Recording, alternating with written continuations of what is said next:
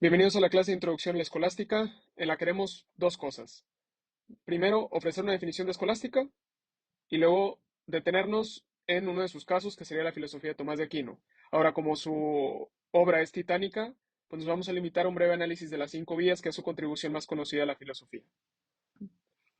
Bien, escolástica es una noción que se utiliza normalmente para referirse a la corriente filosófica dominante de la Edad Media. Se trata de un término utilizado para hablar de cierta clase de filosofía empleada en buena medida para dos cosas. Por un lado, fundamentar racionalmente los dogmas de la fe cristiana y, por otro, establecer sistemas del universo explícita o implícitamente concordantes con la ortodoxia católica. En los manuales de historia de la filosofía se suele distinguir entre una escolástica inicial, que abarca desde el siglo IX con Scott Origina y termina a fines del XII. Luego nos encontramos con un periodo de florecimiento que comprende básicamente el siglo XIII. Aquí se ubican pensadores de la talla de Alberto Magno, Tomás de Aquino, Duns Scoto, y seguía de una fase posterior en el siglo XIV con el sello de Guillermo de Ockham.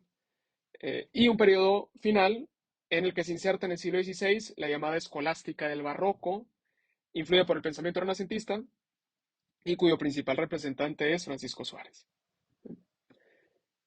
El método de la escolástica consistía principalmente en indicar, ante una disputa teórica, las opiniones de las autoridades, de modo que se pudiera ofrecer una respuesta racionalmente fundamentada a la cuestión y en consonancia con la opinión de la autoridad. Este recurso a la autoridad era de suma importancia en la escolástica y constituye una de sus principales características. En el ámbito filosófico, las principales autoridades eran Aristóteles y Platón; en el teológico, la Escritura, la Biblia, Pablo especialmente, y también los padres de la Iglesia, de entre quienes destaca Agustín. Como indicábamos en la introducción, para exponer algunas de las características más destacadas de la escolástica, de aquí en adelante nos vamos a referir a la Suma Teológica de Tomás de Aquino, probablemente la obra más representativa de todo este periodo.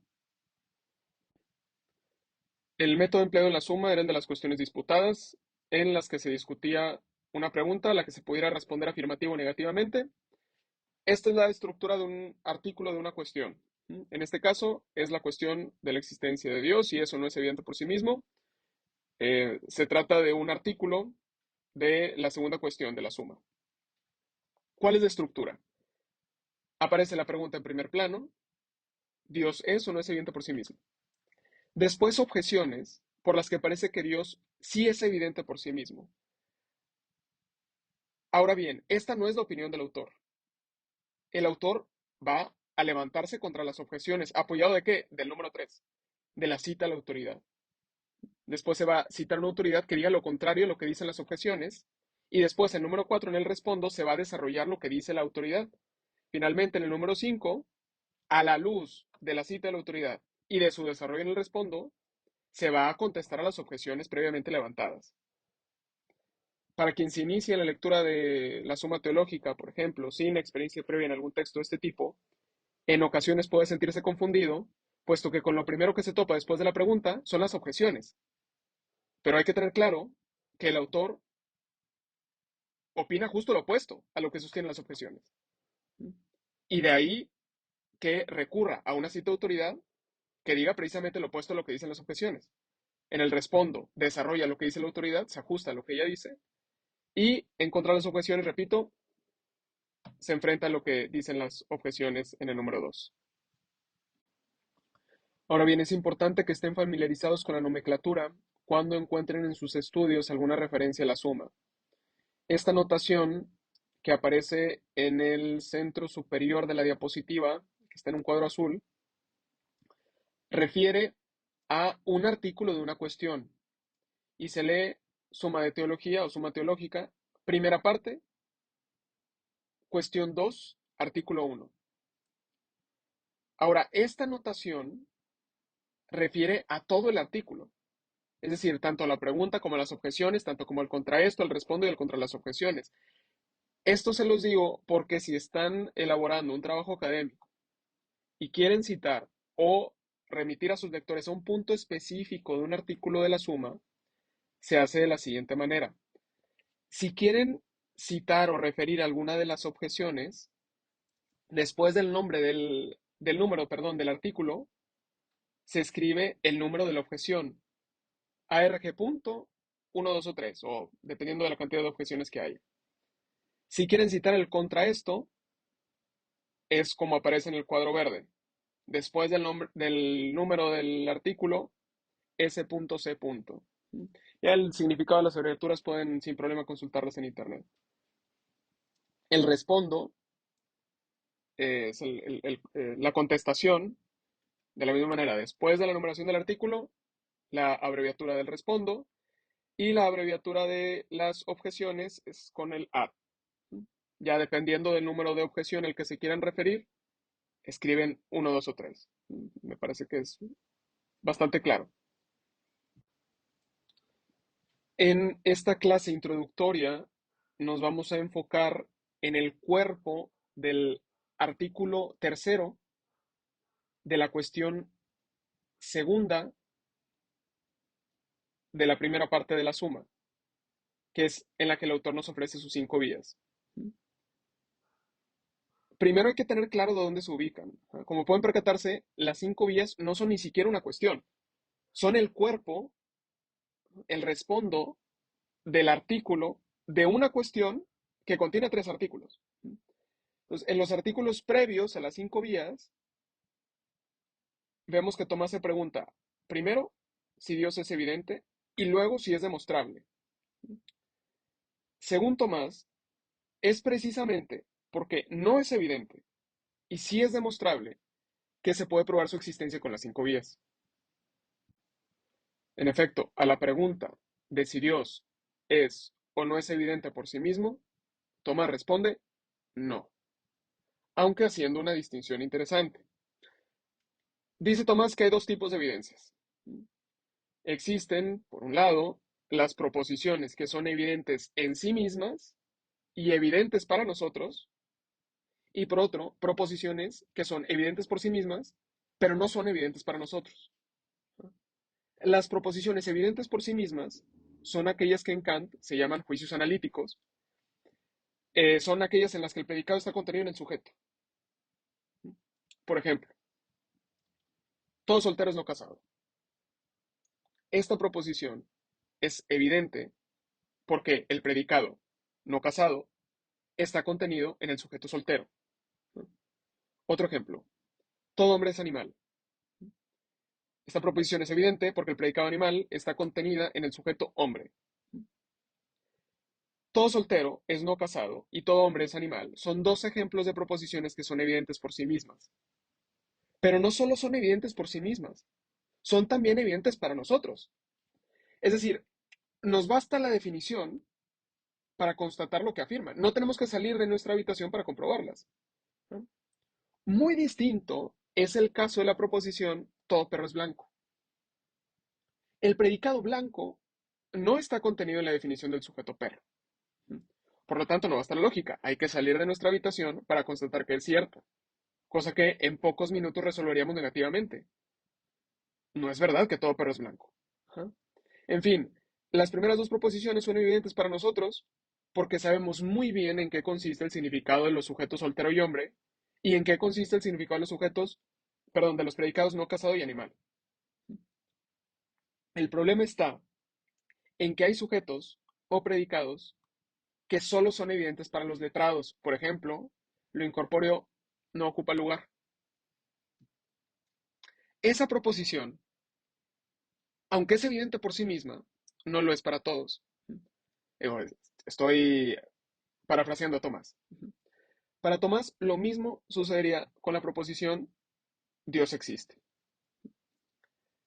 Sería evidente por sí misma porque el predicado existe está contenida en el sujeto Dios. La dificultad está en que no sabemos en qué consiste el sujeto Dios, cuál es su significado. Por eso, dice Tomás, aunque la proposición sea evidente por sí misma, no es evidente para nosotros. Y si no es evidente para nosotros, habríamos que demostrar que Dios existe a través de lo que sí es evidente para nosotros. ¿Cómo es esto? Aquí es donde entra en cuestión el segundo artículo de la cuestión, en donde Tomás se pregunta si la existencia de Dios es o no es demostrable. Tomás sostiene que la existencia de Dios es demostrable, pero no de cualquier modo. Dice que existen dos tipos de demostraciones, unas que parten de la causa y otras que parten del efecto, lo que en términos técnicos llamamos demostraciones a priori y demostraciones a posteriori. Tomás descarta la posibilidad de demostrar a priori la existencia de Dios y defiende la posición contraria de que solo puede hacerse a posteriori. La primera parte de su postura, aquella que niega la posibilidad de demostrarlo a priori, le explica en el primer artículo, en la respuesta a las objeciones. Pues una de las objeciones decía que la existencia de Dios es a priori evidente por sí misma y para nosotros. Ahora, Tomás no está de acuerdo con semejante argumento. Esa posición, criticada por Tomás, es la que Kant bautizaría después más bien con el nombre de argumento ontológico, cuya formulación debemos a Anselmo de Canterbury, quien se remonta hasta el siglo XI. Desde el punto de vista de Tomás, el argumento ontológico no basta para demostrar la existencia de Dios. El argumento de Anselmo procede a priori, o sea, sostiene que no es necesario salir de nuestra habitación para constatar que es verdad que Dios existe.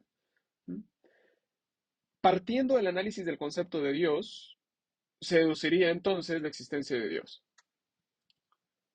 Lo particular de este argumento es que intenta pasar del orden puramente conceptual al orden existencial, cosa que normalmente no sucede. Si quieres saber si este teléfono existe, eh, por más que analices el concepto de teléfono, no basta el análisis del concepto para deducir de él su existencia real. Aún así, hay casos en donde el análisis del concepto ya dice algo acerca de su existencia. Tomemos el clásico ejemplo del hierro de madera. No hay que salir de nuestra habitación para comprobar que un hierro de madera no existe. Basta analizar el concepto para saber que no puede existir. Algo análogo sucedería con el concepto de Dios. El argumento de Anselmo funciona en 4 pasos. El primero es una definición. Dios es un ser del que nada mayor puede ser pensado. O sea, si logramos pensar en algo dotado excelsamente de todas las perfecciones, eso sería Dios. Si en verdad es lo más excelso, no podemos pensar nada mayor. 2. Ya que tenemos una idea de Dios, Dios existe al menos en la mente. 3. Un ser que existe tanto en la mente como en la realidad es mayor que un ser que solo existe en la mente.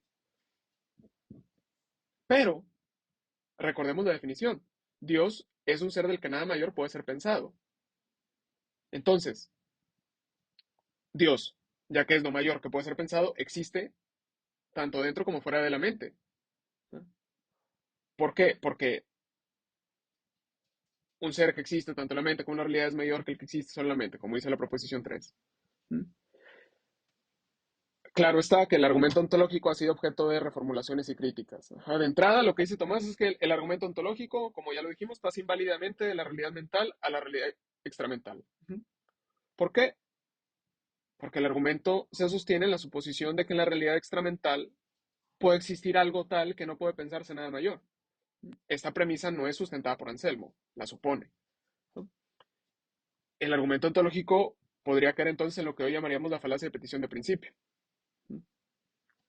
Otra crítica interesante fue la que más tarde propuso David Hume, eh, quien presenta dos problemas al argumento. Por un lado, dice que las demostraciones a priori solo sirven para demostrar que el contrario de un concepto implica una contradicción. Por ejemplo, eh, una demostración a priori serviría para probar que un círculo cuadrado es una contradicción, ¿no? Porque el concepto de círculo implica necesariamente tener una forma circular. Un círculo cuadrado es entonces contradictorio. Es literalmente inconcebible. No sucede lo mismo con un Dios inexistente, porque fácilmente y sin contradicciones podemos concebir la inexistencia de Dios, a diferencia de un círculo cuadrado. Ese es el primer problema que plantea Hume. En resumen, los argumentos a priori sirven para demostrar cuándo un concepto no puede darse, porque es inconcebible. Sin embargo, dice Hume, sí que me puedo imaginar, sí que puedo pensar en un Dios inexistente. El segundo problema que plantea Hume es que el argumento ontológico supone que la existencia en el mundo extramental es mayor que la existencia puramente mental. Y esto no tiene que ser así. El dibujo de un círculo, por continuar con el ejemplo, nunca va a ser tan perfecto como el concepto de círculo que solo existe en mi mente. Otra objeción que podemos encontrar en la historia de la filosofía es la de Kant. La diferencia es que para Kant él asestó el golpe de gracia al argumento ontológico y lo hace sosteniendo que la existencia no es un predicado, sino la condición de posibilidad de los predicados. Ya que una cosa inexistente no puede manifestar ninguna propiedad, decir determinado predicado sobre Dios, por ejemplo, que es el ser que nada más grande puede pensarse, es ya suponer que Dios existe. Repito, ya que una cosa inexistente no puede manifestar ninguna propiedad, decir determinado predicado sobre Dios, en este caso que es lo más grande que hay, es ya suponer que Dios existe. Lo que sugiere Kant es que hemos de decir, si Dios existe, entonces Dios sería aquello mayor de lo cual nada más grande puede pensarse, pero no al revés. Quien le interese más este tema está en la crítica de la razón pura. Volviendo a nuestro tema, ya que la existencia de Dios no es evidente, sino que ha de demostrarse, y ya que esta demostración no puede ser a priori, dice Tomás, ya hemos visto varias razones por qué esto no puede ser así, eh, se puede demostrar la existencia de Dios a posteriori solamente, a posteriori. Las 5 pruebas utilizadas por Tomás para demostrar a posteriori la existencia de Dios son llamadas por él 5 vías. Él comienza su exposición diciendo, la existencia de Dios puede ser probada de 5 maneras distintas. O sea, si atendemos a la indicación del autor, cada prueba, cada vía podría de manera autónoma demostrar a su modo la existencia de Dios. Ahora, hay interpretaciones diversas al respecto. Etienne Gilson, por ejemplo, dice que cada vía constituye en sí misma una demostración autónoma, aunque concede que cobran pleno sentido solamente cuando se las considera en unidad. Para Gilson, eso sí, las conclusiones de Tomás son categóricas. Según Beuchot, en cambio, Tomás no las concibió como categóricas. Es decir, no es que Gilson crea para sí mismo que esas pruebas son en sí categóricas, sino que Gilson le atribuye a Tomás la creencia de que aquellas pruebas son categóricas. Mauricio Beuchot dice que Tomás nunca les concibió ese estatuto. Lo que sí prácticamente todos conceden es que las vías de Tomás son una introducción. Tomás quiere que pasemos por ellas, pero que nos adentremos en el edificio de la suma, no que nos quedemos ahí. Pasemos entonces a enunciar cada una de las vías. Todas parten de una afirmación a la que se llega a posteriori. La primera de ellas sería la constatación del movimiento. Hay cosas que se mueven. Todo lo que se mueve es movido por algo, dice Tomás. Este principio de que todo lo que se mueve es movido por otra cosa, principio sobre el cual en buena medida descansa la primera vía, es explicado por Tomás a través de la doctrina del acto y la potencia de Aristóteles. Porque es así como Aristóteles explica el movimiento, con la potencia del acto. Cuando Tomás trae a colación la doctrina aristotélica del acto y la potencia, no quiere demostrar que el movimiento exista. Tomás lo supone. Simplemente se limita a explicar qué quiere decir eso de que todo lo que se mueve es movido por algo. Y lo que dice es que según la física de Aristóteles, nada puede pasar por sí mismo de una potencia al acto. Si una potencia deja de ser potencia y pasa a ser acto, es por un acto exterior a la potencia que hizo que la potencia dejara de ser potencia y que estuviera en acto. Tomás usa el ejemplo del fuego y la madera. Si la madera, que no está encendida en acto, sino que tiene la potencia de ser encendida, pasa de estar encendida en potencia a estar encendida en acto, no se debe a ella misma, es decir, no hay combustión espontánea, ajá, sino que hay un acto exterior que provocó que pasara de la potencia del acto y que la madera pudiera encenderse. ¿Cuál es ese acto exterior? Pues la llama que ya estaba encendida en acto. Entonces, si algo se mueve, acto, hay algo que lo movió. ¿Por qué? Porque la cosa no podría moverse si no pasara de la potencia al acto. ¿Y cómo puede pasar de la potencia al acto? Pues no por sí misma, sino por un motor que la mueva. Decir que podría moverse por sí misma es decir que la madera comenzó a incendiarse por combustión espontánea. Volviendo al tema del movimiento. Si hay un móvil, entonces hay un motor, dice Tomás, siguiendo la física de Aristóteles. Y ese motor para mover debe moverse, o sea, debe estar en acto. Si no, como hemos dicho, si no estuviera en acto no podría mover. Ajá. Y si se mueve es porque otro motor lo movió. Y si ese otro motor lo movió es porque otro lo movió. Ajá. Esta cadena, dice Tomás, no puede ser infinita porque si no se llega al primero que mueve, no habría movimiento, porque los motores solo mueven en tanto movidos. Ajá. Luego, dice, es necesario que haya un primer motor, pero este tiene que ser inmóvil. Es decir, un motor que mueva, pero no se ha movido. ¿Por qué? Porque si no habría un motor previo.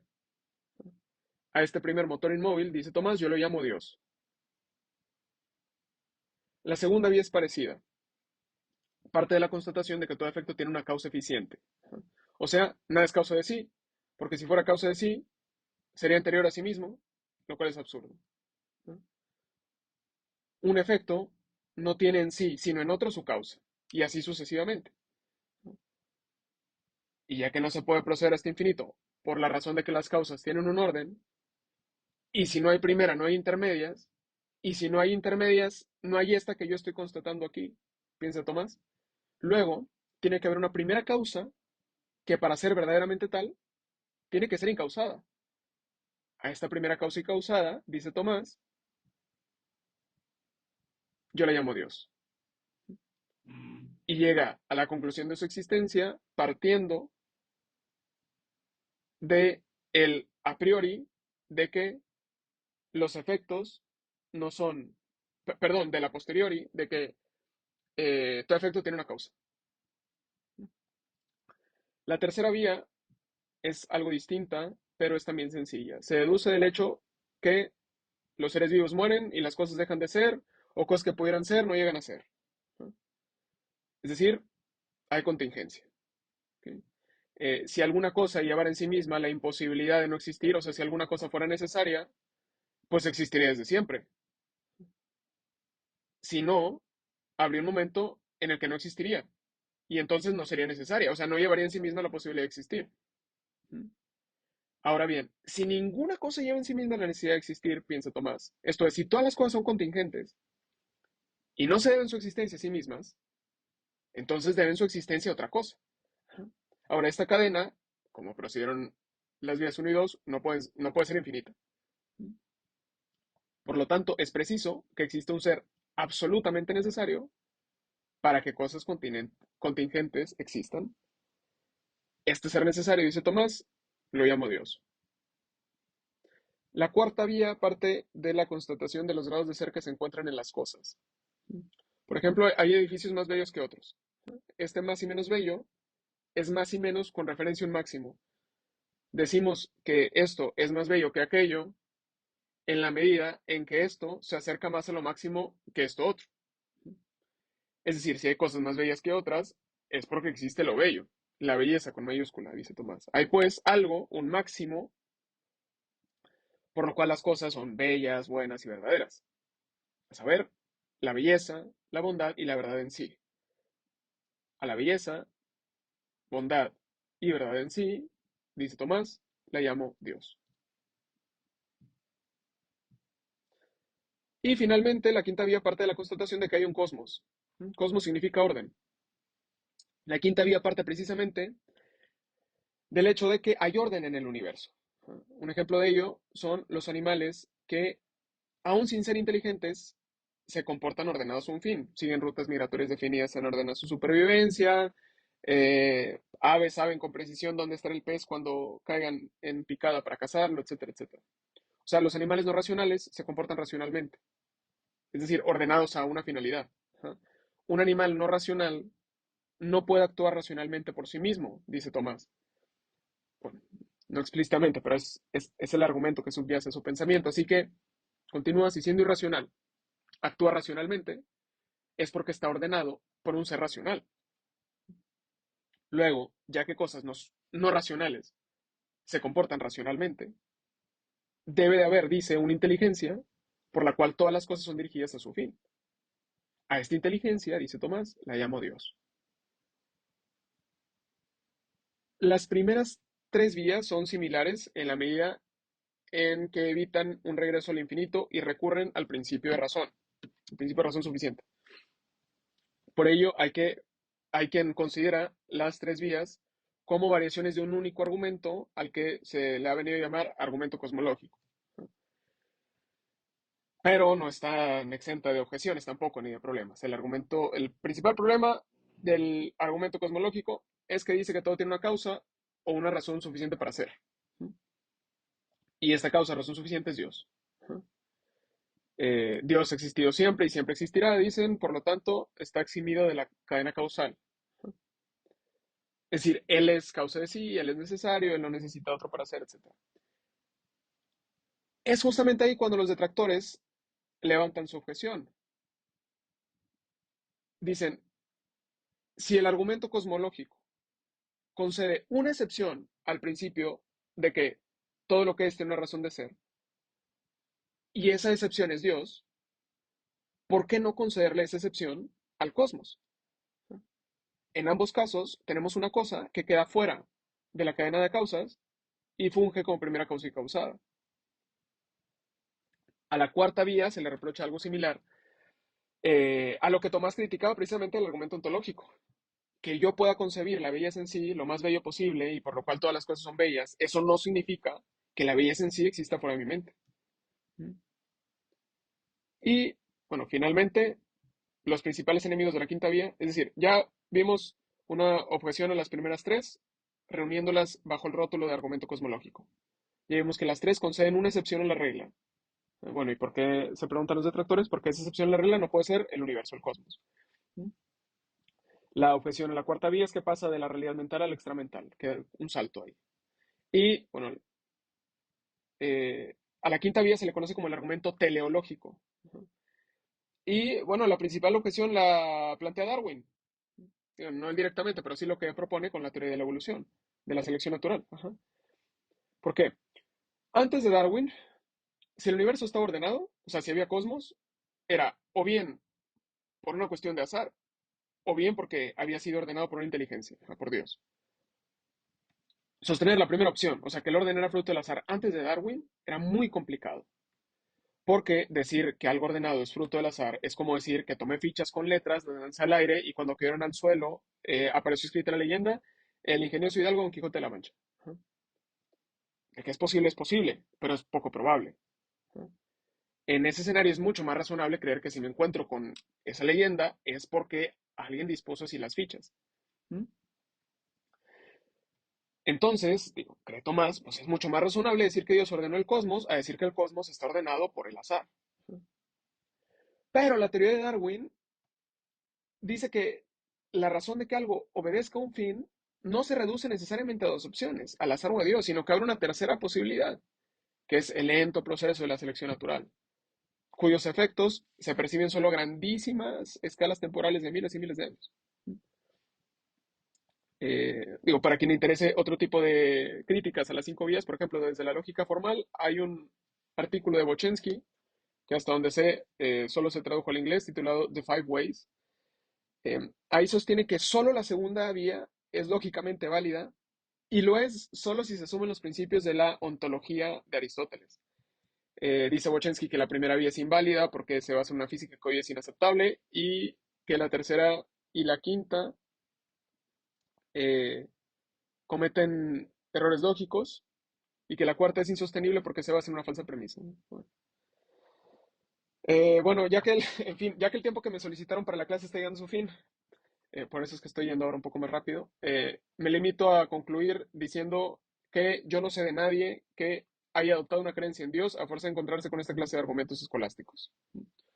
Lo que sí he visto hacer es, a las 5 vías al menos, es reforzar a alguien su creencia.